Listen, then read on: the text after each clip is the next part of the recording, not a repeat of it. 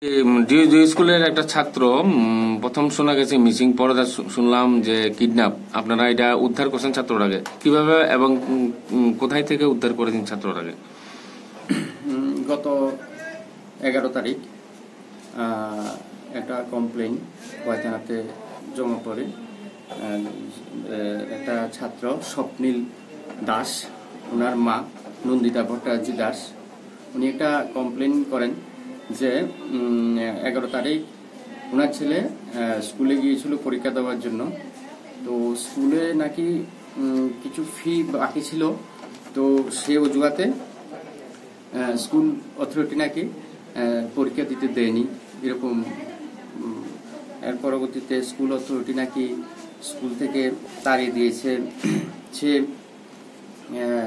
অপমানে নাকি সে স্কুল থেকে বাড়িতে যায়নি, অন্য কোথাও চলে গেছে, নিখোঁজ। তো সে কমপ্লেনের বেসিসে ওয়াইপিএস একটা মামলা নেয়, যার মামলা নম্বর 40 আন্ডার সেকশন 137(2). তো সেই মামলার তদন্ত ভার আমাকে দেওয়া হয়।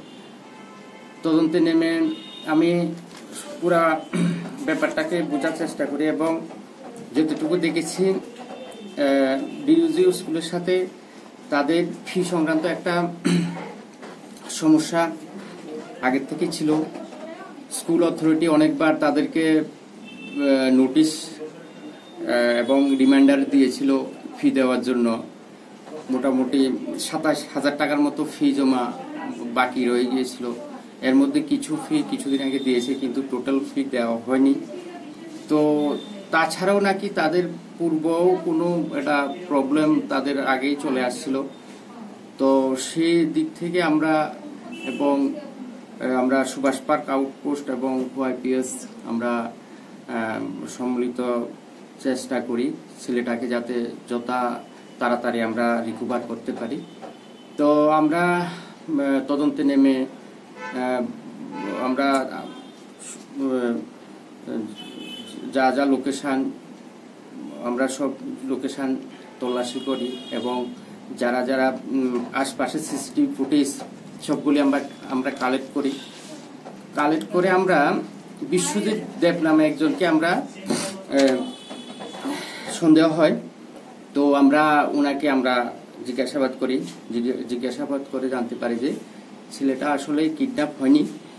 ছেলেটাকে ওনার মা বাবা এবং আরো অন্য লোক মিলে একটা কনস্পিরেসি করে ছেলেটাকে অন্য এক জায়গায় লুকিয়ে রাখা হয়েছে এবং যে স্কুলকে বদনাম করার জন্য তাদের যে পূর্ব শত্রুতা, সেই শত্রুতার জন্য স্কুলকে বদনাম করার জন্য এবং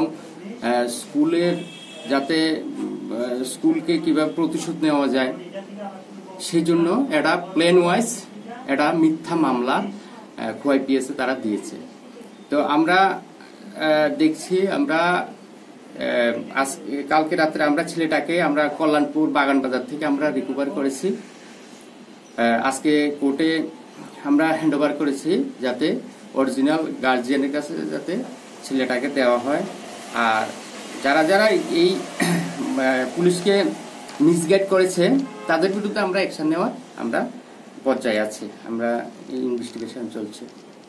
এই ঘটনার সাথে কতজন জড়িত? ছেলের বাবা মা তো আছে, এছাড়া আমরা বিশ্বজিৎ দেব এবং দীপক দাস নামও আমরা দুজনকে আমরা পেয়েছি। এছাড়াও আছে, তদন্ত চলছে। যদি আরো অন্য লোক থাকে আমরা সবাইকে আমরা ইনভলভ করবো আমরা এই কেসে। ধন্যবাদ।